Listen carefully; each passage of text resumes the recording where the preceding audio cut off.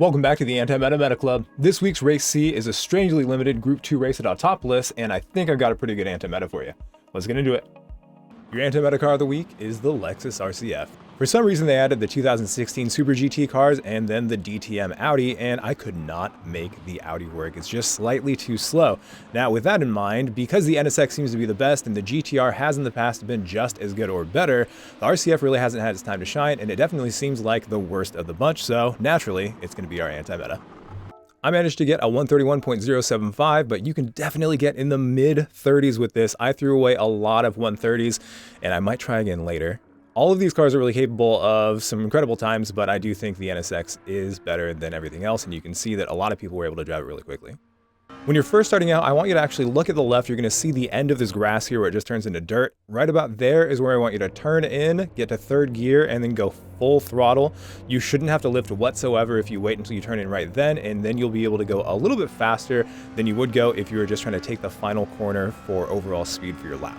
If you know you screwed up your lap, at the end you can sacrifice your final corner to match the line you just took there, and you should be able to get a little bit extra speed going down the front straight. After the 100-meter board, after this orange part here on the left, you're going to look for this black line here in the distance, and about a car length before that is where I want you to hit the brakes. Wait until you get all the way past the 50-meter board to turn in, and you want to dip down to second gear as quick as you can, then back up to third at the apex and back on the throttle. If you're sliding whatsoever, or if you have too much steering angle when you hit this curb, it's probably going to make you spin, so be very careful to maintain traction through there. On the left side of the track, you're going to see this 100-meter board. After that is this escape route, and after that is this dark patch on the asphalt right here. At the dark patch is where I want you to hit the brakes. Down to fourth and turn in at the curb, you're going to transition to third gear, and then you're going to see that I come entirely off the brakes, add more steering as I move up onto the curb, and then gently add the throttle. I want you to notice I'm staying full throttle even though I'm tracking out all the way to the left side of the track, because we're going to change directions at the beginning of this curb here on the right, and this car will change directions really quickly. Once the car has fully changed directions, you're going to see me transition slowly off the throttle, add a little bit of brake as I downshift to second, then quickly back up to third gear and back on the throttle, as the car will continue to turn as you get on the throttle as long as you decelerated enough before. I want you to also notice that I'm lifting off intermittently to try to get the car to tuck itself into this corner and get all the way up on that curb on the inside, but then back to full throttle. About a car length before the end of the curb there on the right, I want you to neutralize your steering. You should be in the middle of the track. You're going to brake heavily down to second gear, trail brake in, down to first gear, then completely off the brakes and let the car coast.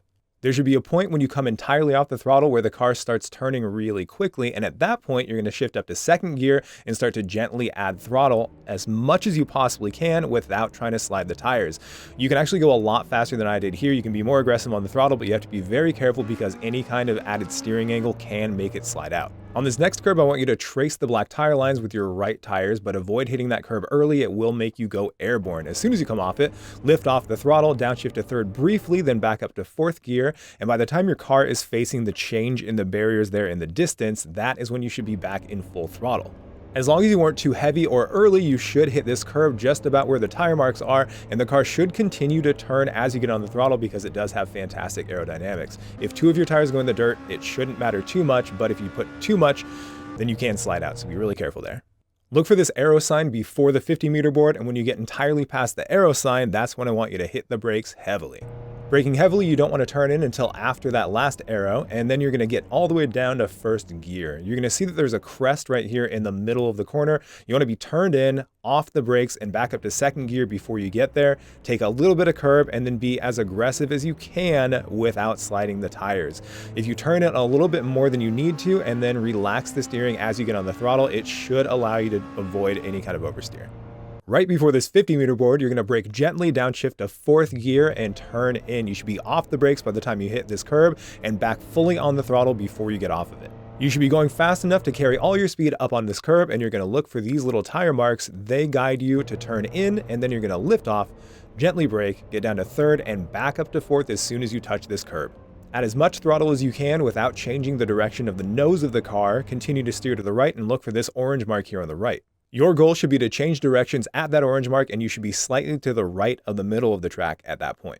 Stay full throttle as you approach this next curb, and then lift off just enough to get up on the curb and match the angle of the curb. As soon as you get off, back to full throttle and look for these tire marks right here. Right before you get there, you're going to change directions by lifting, and as the car is in a neutral position between left and right, you're going to add a little bit of brake, downshift to third, and then really trail off the brakes really quickly, get down to second gear, and then completely off the brakes as early as you possibly can. Allowing your car just to roll should allow it to decelerate enough so you can get back up to third gear, try to hit the apex on the right, and then try to neutralize the steering before you get to this curb right here on the left. As you're heading to the curb on the right, you're going to have to come off the throttle based on how fast you're going, and it's just going to be up to you to modulate the direction of the car with the throttle. You want to be on the throttle as much as you can, but making sure that you touch that curb on the outside and this curb here on the inside, followed by tracking out all the way to the curb here on the outside. I could have carried more speed, but I didn't. Continuing to steer to the left, when you get to the end of the curb there on the right, you're going to stay full throttle and change directions. You don't have to touch the tire marks there on the curb on the left, but as you pass them, that is when you're going to come off the throttle, add a tiny amount of brake, and then downshift to third, followed by downshifting to second. The act of turning into this corner and downshifting should decelerate you more than the brakes. This orange mark on the fence to the right is where I want you to be up on the curb and fully on the throttle in third gear. You've got to get the car rotated and up on the curb before then, because it also crests right about there, and if you get on the throttle too early and you're not pointed the right direction, you're just going to understeer off into the sand. If it looks like you're not going to make it, but you can get your right tires just barely on the tarmac or just a little bit on the curb like that, then you can make it over that curb as long as the weight is shifted to the right side of the car. And that's your lap. Like I mentioned before, anytime you know that your next lap is going to be the one you're focusing on, you can sacrifice the momentum that you have through that final corner to just get a really good straight shot, full throttle shot at the next lap. The biggest mistake that I see with these cars is people being on the brakes far too much. The aerodynamics and the act of turning will decelerate the car a lot more than you think, so you just got to really trust the aerodynamics. This isn't to say that you shouldn't be braking. Obviously, you still got to brake, but everything happens so fast that you've got to be really careful to trail brake smoothly, but quickly. It's a really big challenge if you've never driven a car with this much aerodynamics. As always, you've got to make sure that your car settles into a corner before you add any brakes or even lift off the throttle, because both of those actions will cause the car to do more of what it's doing unless you get to the point where you're locking up the tires, which of course is not good in any situation. Another thing that can be really hard to grasp when it comes to high downforce cars is that the cars do not have to be pointing the direction you're trying to go before you can start getting on the throttle and steering that direction. Because of the shape and elevation of this curb, I definitely suggest kind of V'ing the exit and making sure that it's a very late apex. Don't try to do a long apex, don't try to make it kind of a round corner. Steering too much with this car while you add throttle can make it slide out really suddenly, so you gotta be careful there too. And this final section, you've gotta really trust what the car is doing. If you steer too much in these sections, you will overwhelm the front tires, which can cause them to overheat, making them understeer, or if you're in the race, it will cause them to shred, and you do not want that. It's really tempting, especially if you are in a situation where you're chasing someone, to go super, super wide here and just try to get a really good shot.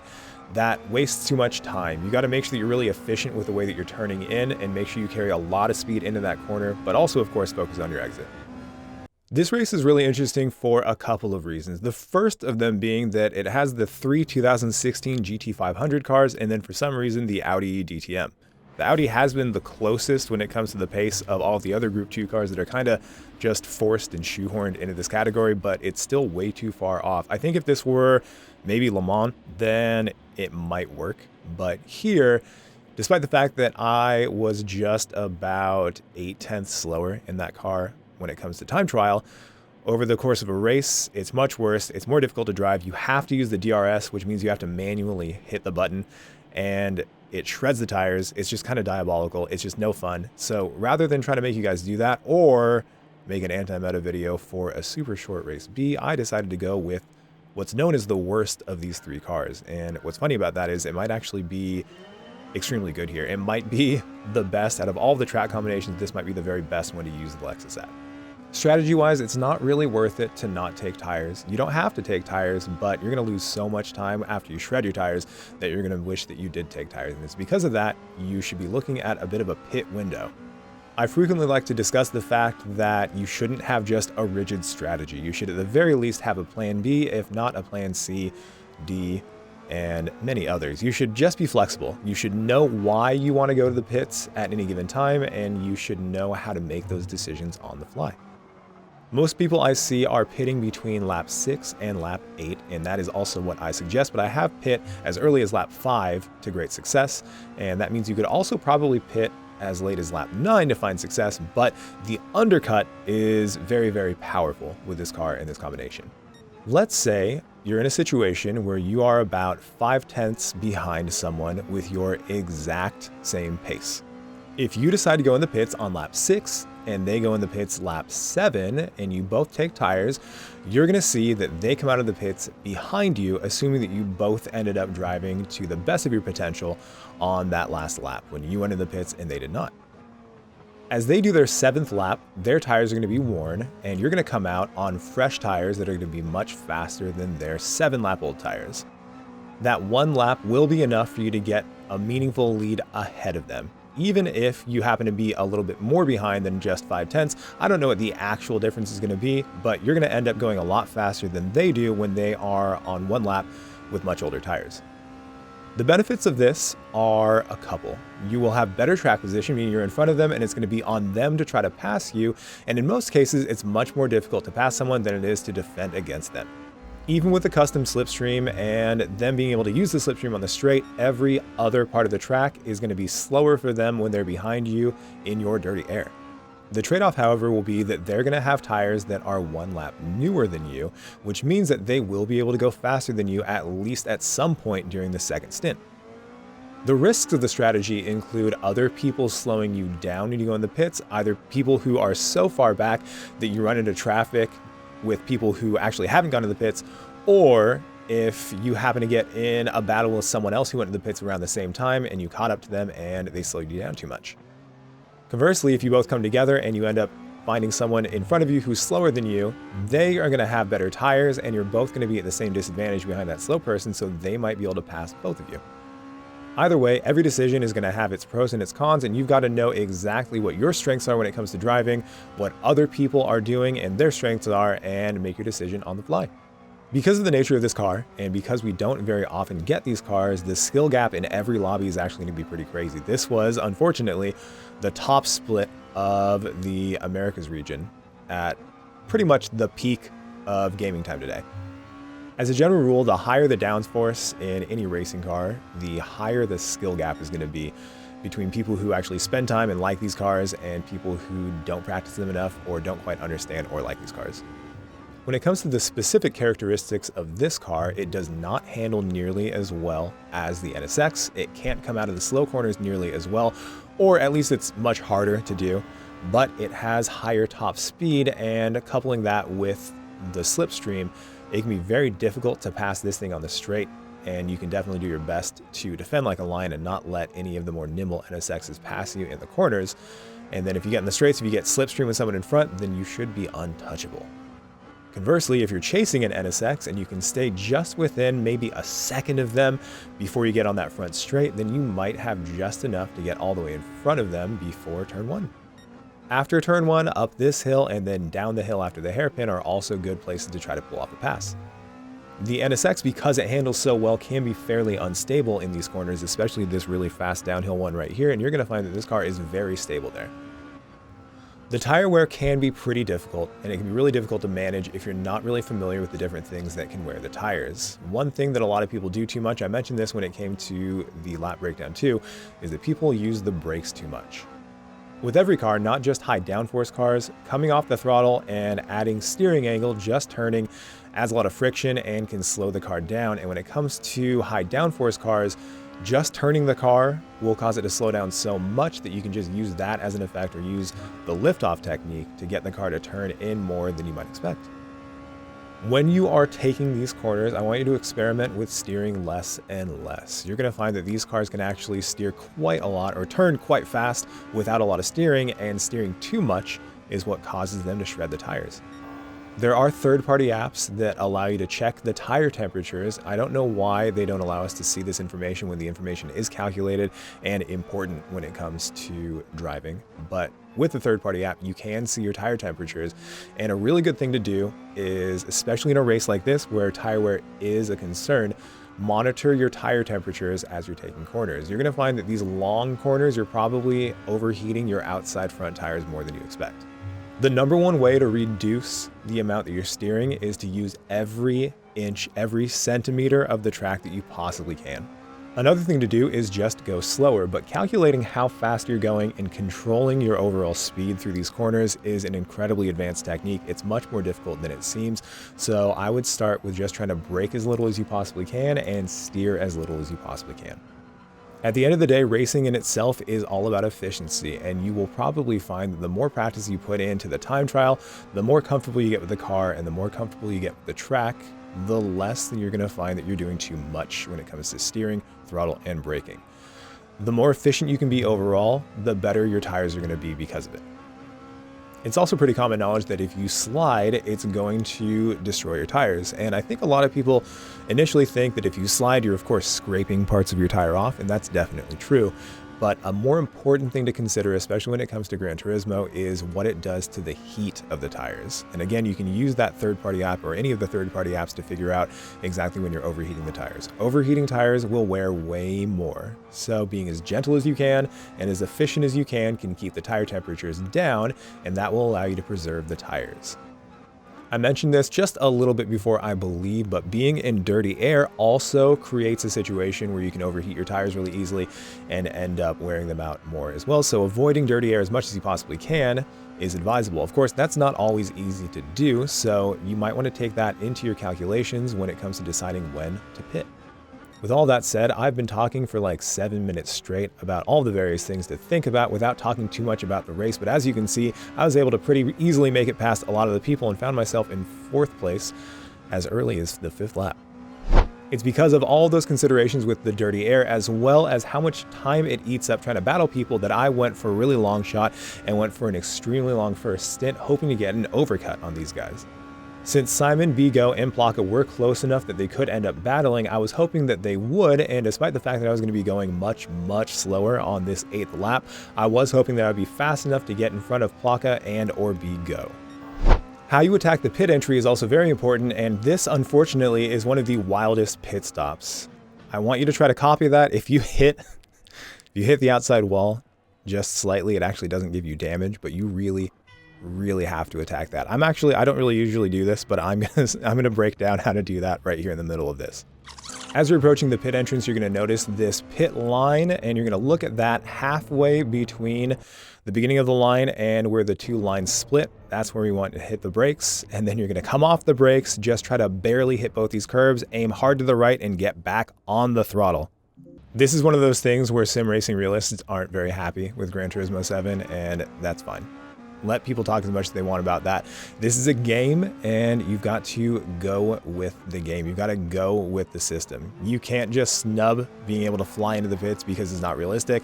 Some things about this game are not realistic, and if you want to be successful, then you have to do certain things like fly into the pits and crash into the wall. It's okay. You can still be very proud of how fast you drive. You can be proud of being a sim racer and still do that kind of thing. I want to give a shout out to the recently renamed Mr. Zector1, formerly known as Z28. I still call him Z. I like that guy a lot. He's always really fun and really clean to drive against, so big shout out to him. Now, as you can see, I made the last minute decision to go for a really long overcut, and like I mentioned before, the undercut is way too powerful, and not only did I lose a position instead of gain one, I also have a Felian on my tail, and I don't think I've ever shaken him from my tail. Fast forward to the next lap, and I've somehow shaken a Felian. He's probably eating a baguette or something. He's adorable. I love that man very much. I get to see him for the second time in my life after 3 long years in just a couple weeks. Did I mention it's my birthday today? It's my birthday today, and then Sid and I are going to drive down, and we get to see all of our friends at the Gran Turismo World Championships in LA, as well as film more content for another Grand Valley video. But I digress. As you can see, Plaka and Vigo were battling so much that I made the right choice, followed Plaka through, and I was able to get in front of Vigo. Vigo and Plaka are both really good drivers. They're both class acts. I love racing against both of them, and they always give you space. So if you race against either of these guys, you can trust that they will give you space if you decide to try to pass on the outside. I mentioned before a few things that became really relevant right here. One is the NSX is more nimble, but if you can manage to stay really close, then when it comes to the front straight, you should have enough to try to get in front of them before the first corner. On top of that, my tires were brand new and his were now a few laps old. I shouldn't say they're brand new. My tires are actually just 1 lap newer, but that is enough especially since I believe he was battling BGO. I did have the tire advantage. I was able to stay really closely, and because of the top speed of this car, I was able to get all the way next to him long before the braking zone for turn 1. Now, as I mentioned in the past, I don't really like to spoil races, but if you see the name of the person in front, that is Simon. He is one of the fastest drivers in the world. He's definitely probably the fastest driver in North America, at the very least, the fastest active one. He outright won the manufacturer season. He is going to be in LA. I get to meet him as well, but the reason I'm saying all these things is because even if I was in the meta car, I would still not be able to catch him. And with only 2 laps left, and he has a 7.3 second lead, that was pretty much all over for me. As long as I don't get caught by Prince Blaka or BGO, then this is going to be my position. I will say that I was proud of myself for not letting him put a massive gap in front of me, but I actually think he was already slowing down because he ended up slowing down here at the end because I joked about him letting me take the win. Our boy Sammy Snake thought that I was trying to go for the anti-meta win when I was trying to film a video a few weeks ago, and he stopped the line just to give me the win so he could say that I got an anti-meta win, because Sammy Snake is a real one. So is Simon. They're both sweethearts. I love both of them. And yeah, this race is actually a lot more fun than I expected. I initially thought that I wasn't going to have a good birthday week because of the races when I saw it, and then the AWS thing happened. The races, or the entire PSN and everything else went down, but we ended up having a really good race. I'm talking too much. I love you all. Thank you very much for watching this. That is it. If you have any questions, please ask in the comments, and I haven't been good about it, but I'm going to try my very best to respond to comments. Thank you for watching. Thank you for watching my video. If you liked what you saw, please don't forget to like and subscribe, and I'm going to leave you with a look at my current members. I love every one of you. Thank you.